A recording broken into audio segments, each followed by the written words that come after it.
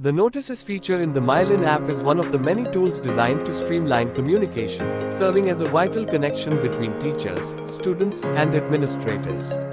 It enables efficient one-to-all communication, allowing teachers to send important updates or announcements to students seamlessly. When a teacher accesses the Notices module, they can view received notices from the principal or other admin users in the Received tab. Similarly, they can review the notices they've sent to students in the Sent tab. To send a new notice, the teacher clicks on the Compose button located at the top right corner of the screen. They can then select the appropriate level and class for the notice.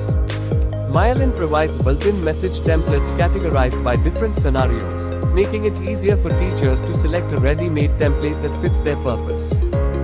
The teacher can personalize the message by adding details specific to the student or situation, ensuring the notice feels relevant and personal. Additionally, they can attach any file, such as an image, video, or document, to enhance understanding for the student. Once the message is reviewed and verified for accuracy, the teacher clicks on the Send button, or by the Send Later option, they can schedule the notice's date and time for receiving by the recipients.